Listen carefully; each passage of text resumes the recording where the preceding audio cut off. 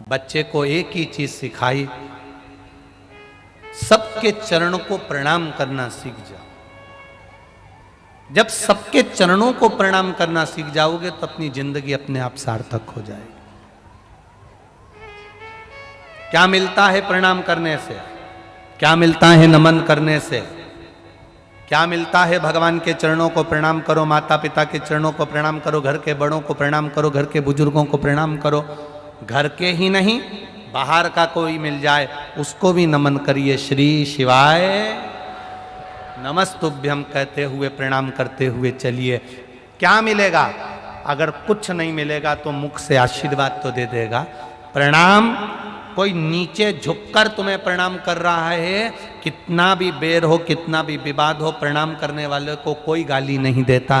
प्रणाम करने वाले को अगर कुछ नहीं देगा तो हाथ सिर पर रख देगा, वो भी नहीं करेगा तो उठा देगा, वो भी नहीं करेगा तो उसको देख तो लेगा, उतने में भी उसका कल्याण निश्चित हो जाता है। प्रणाम की शुद्धता। करो प्रणाम। मार्कंडे जी को सिखा दिया, प्रणाम करना प्रारंभ करा मार्कंडे जी ने। जो मिले उसको नमन, जो मिले उसको प्रणाम। एक बार देवऋषि नारद आ रहे थे, मार्कंडे जी ने उनको देख लिया। देखते से ही उन्होंने कहा श्रीमन नारायण। मार्कंडे जी जान गए यही नारद जी हैं, अपन इनको पहचानते तो है नहीं, प्रणाम करने में क्या जाता है। उन्होंने दंडवत कर लिया। जैसे ही प्रणाम करा, नारद जी के मुख से निकल गया चिरंजीवी भव। नारद जी ने जैसे ही कहा चिरंजीवी भव, मार्कंडे जी जैसे उठे तो मार्कंडे जी के सिर पर देखा कि इनकी रेखा तो मस्तिष्क की आधी कटी हुई है, अभी 2 साल में तो ये मरने वाला है। मार्कंडे जी को मैंने आशीर्वाद दे दिया चिरंजीवी भव। नारद जी आधे टेंशन में पड़ गए, गलत गाड़ी में बैठ गए।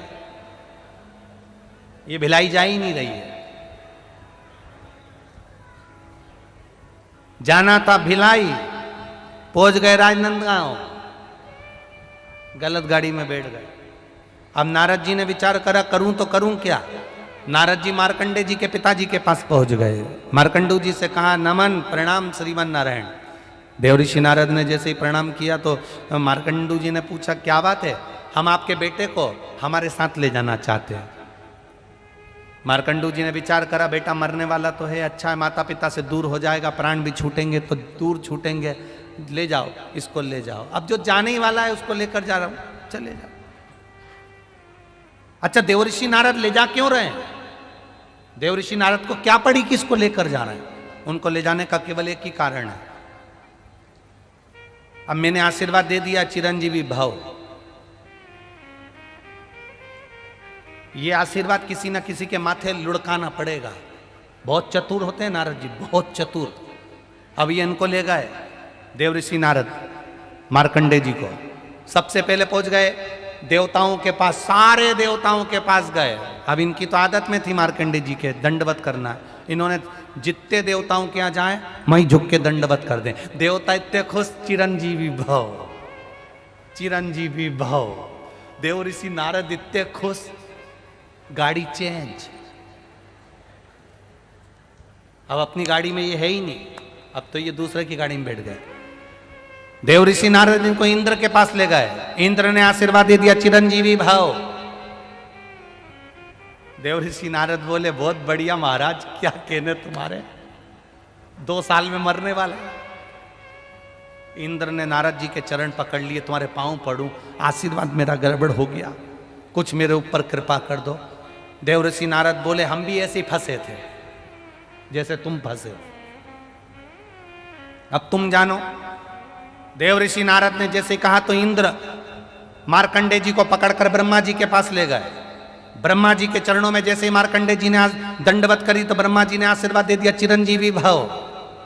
इंद्र बोले अब हम जा रहे हैं। ब्रह्मा जी ने पूछा क्यों? ये बच्चा 2 साल में मरने वाला है, हम गलत गाड़ी में बैठ गए थे, अब तुम निपटो। अब ब्रह्मा जी चिंता में पड़ गए, हम ही ने तो भाग्य लिखा है इसका कि ये 12 साल में मर जाएगा, केवल 2 साल बचे थे, अब तो 1.5 बच्चे घूमते फिरते यहां आया है और हमें उलझा दिया इंद्र ने। क्या करें? ब्रह्मा जी उनको पकड़ के ले गए भगवान विष्णु के पास में। जो मार्कंडे जी ने देखा भगवान विष्णु और लक्ष्मी को, दंडवत कर ली। जैसे ही दंडवत करी, भगवान के चरण लक्ष्मी जी दबा रही थी, इतनी खुश हो गई, उन्होंने भी कह दिया चिरंजीवी पाओ। इतने में भगवान विष्णु की दृष्टि गई कि लक्ष्मी मेरा पांव छोड़कर किसको आशीर्वाद दे रही है। जो भगवान विष्णु ने देखा तो कोई बच्चा दंडवत कर रहा था, प्रणाम कर रहा था। भगवान विष्णु ने कह दिया चिरंजीवी भव। ब्रह्मा जी बोले अब हम जा रहे हैं। भगवान विष्णु बोले कहां जा रहे हैं? कि हमारी आफत तुमने ले ली।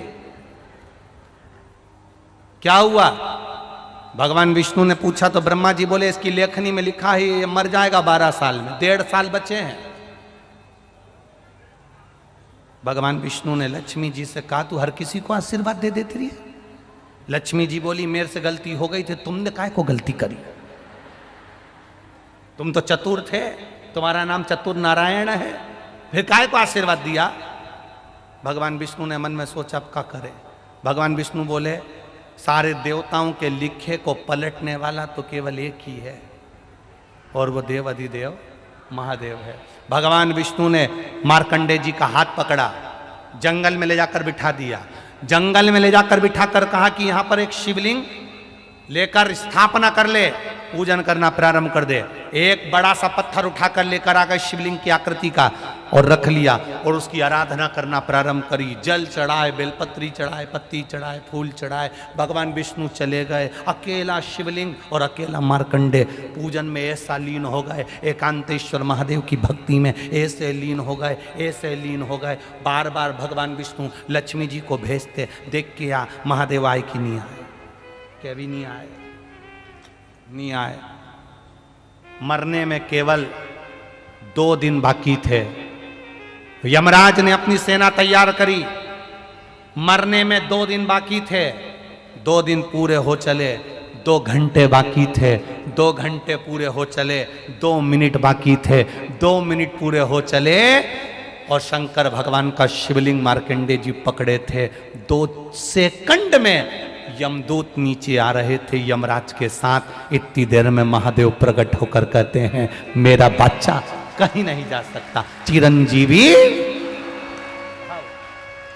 एकांतेश्वर महादेव वहां प्रकट।